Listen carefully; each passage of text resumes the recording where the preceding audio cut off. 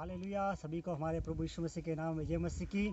आज का मनन का भाग हमने लिया है लूका रचित सुसमाचार उसका 7 का 36 में इस प्रकार लिखा है। फिर किसी फरीसी ने उसे विनती कर की कि मेरे घर में भोजन कर। सो वह उस फरीसी के घर में जाकर भोजन करने बैठा।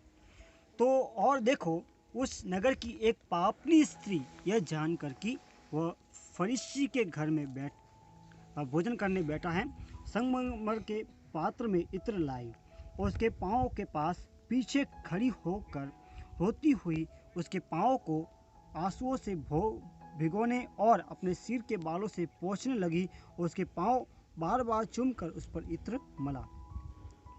तो यहाँ पर एक स्त्री के बारे में देखते हैं जिसको हम पापनी स्त्री कह सकते हैं, क्योंकि वहाँ पर सबसे एक बेकार स्त्री को हम यहाँ पर देखते हैं। क्या लिखा है इसके बारे में?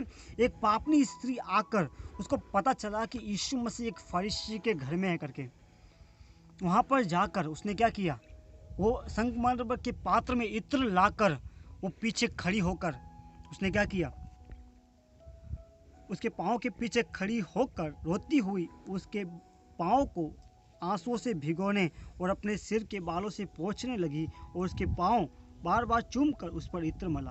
तो इत्र मलने की क्या जरूरत है उसको?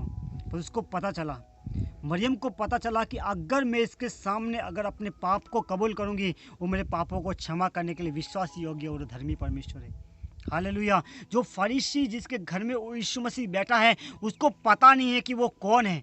वहाँ पर भी वो फरीसी क्या बोलता है, ये देख कर वह फरीसी उस जिसने उसे बुलाया था अपने मन में सोचने लगा, यदि ये भविष्यवक्ता होता तो जान लेता कि वह जो स्त्री इसे छू रही है वह कौन है और कैसी स्त्री है, क्योंकि वह तो पापनी है। यहाँ पे क्या लिखा है, वो भविष्यवक्ता होता तो जान लेता कि वो कौन है, परंतु उस फरीसी को पता नहीं चला, बल्कि उस मरियम को, यानी कहने का मतलब है कि वो पापनी स्त्री को पता चला कि अगर मैं उसके सामने अगर अपने पाप को कबूल करूंगी, वो स्वर्गीय पिता मेरे पापों को क्षमा करने के लिए विश्वास योग्य और धर्मी है। हालेलुया। हम कई बार यीशु मसीह को विश्वास करते हैं, कई बार हम चर्च में जाते हैं और कई बार हमारे अंदर मन के अंदर एक शंका होती है कि वो हमारे पाप को क्षमा कर सकता है कि नहीं, वो मेरे लिए आशीष दे सकता है कि नहीं।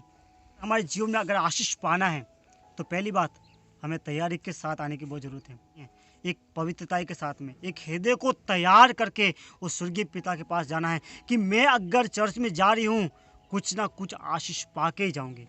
मरियम ने क्या किया, तैयारी के साथ में संगमरमर के पात्र में इत्र लाकर वो यीशु मसीह के सामने खड़ी हो गई। यानी कि एक तैयारी के साथ में, जब हम चर्च में आते हैं एक तैयारी के साथ में आने की ज़रूरत है।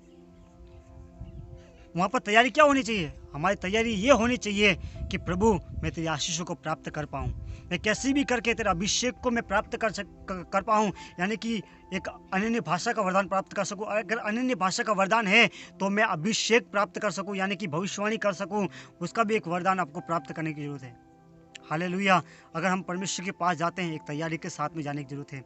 और दूसरी बात, अगर लोगों की नज़रों में, यहाँ पे क्या लिखा है, वो भविष्य जब फरीसी था वो व्यक्ति क्या बोलता है कि वो स्त्री कौन है, वो तो एक पापी स्त्री है, एक अधर्मी स्त्री करके रूप में उसको देते हैं आइडेंटिटी।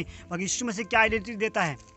लोगों की नज़रों में तू पापी है, बाकी मेरी नज़रों में क्या है, मेरी नज़रों में तू एक भली और एक पवित्र स्त्री है। हालेलुया। दूसरों की नज़रों में भले हम तुच्छ गिने जाए, बाकी परमेश्वर के सामने सर्वश्रेष्ठ गिने जाएंगे। पिछली बार मैंने एक वीडियो डाला था, परमेश्वर जक्कई के जीवन में एक आइडेंटिटी को बदलता है। वैसे ही लोग उसको बोल रहे हैं कि तू तो पापी है, अधर्मी है, बाकी यीशु मसीह क्या बोलता है, तो अब्राहम की एक संतान है, एक नई आइडेंटिटी देने वाला। और यहाँ पर क्या लिखा है, फरीसी क्या बोलता है, ये तो पापनी स्त्री है, बाकी यीशु मसीह बोलता है एक धर्मी और एक पवित्रता स्त्री है। वो यीशु मसीह इसको बोलता है कि तेरे पाप क्षमा हुए। एक पापों को क्षमा करने के लिए वचन में लिखा है कि वो हमारे पापों को क्षमा करने के लिए विश्वास योग्य और धर्मी परमेश्वर है।